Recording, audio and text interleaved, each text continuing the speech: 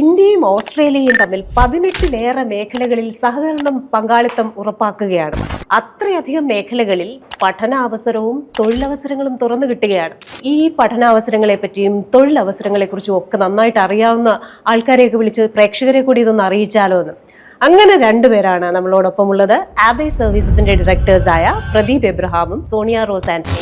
അപ്പോൾ നമ്മൾ പറഞ്ഞതുപോലെ ഈ രണ്ട് രാജ്യങ്ങളും തമ്മിൽ നല്ല സൗഹൃദമാണിപ്പോൾ. കൂടുതൽ തൊഴിൽ സാധ്യതകളൊക്കെ വരുന്നുണ്ട്.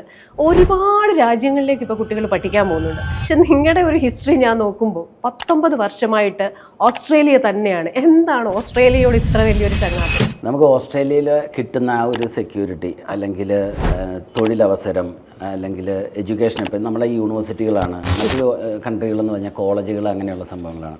നമുക്ക് മെയിനായിട്ട് യൂണിവേഴ്സിറ്റി, നല്ല റാങ്കിങ്ങിലുള്ള യൂണിവേഴ്സിറ്റികൾ, നമ്മുടെ IIT IIMകളെ പോലെ തന്നെ റേഞ്ചിലുള്ള യൂണിവേഴ്സിറ്റികളിൽ തന്നെ ഗ്രാജുവേഷൻ കഴിഞ്ഞാൽ അവർക്ക് നല്ല സ്റ്റേ ബാക്ക് അവസരമുണ്ട്. അപ് ടു 5 years വരെ നമുക്ക് സ്റ്റേ ബാക്ക് ഉണ്ട്.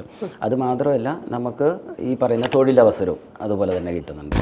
ഇപ്പോൾ ഏറ്റവും കൂടുതൽ പേരൻസ് നോക്കുന്നത് റിട്ടേൺ ഓൺ ഇൻവെസ്റ്റ്മെന്റ് ആണ്, ROI. അതെ, അതിപ്പോൾ കമ്പയർ ചെയ്ത് കഴിഞ്ഞാൽ ബാക്കി കൺട്രിയെക്കാളും ഏറ്റവും ബെസ്റ്റ് ഓസ്ട്രേലിയ എന്ന് തന്നെ പറയാൻ പറ്റും. All Key Services, Australian study experts.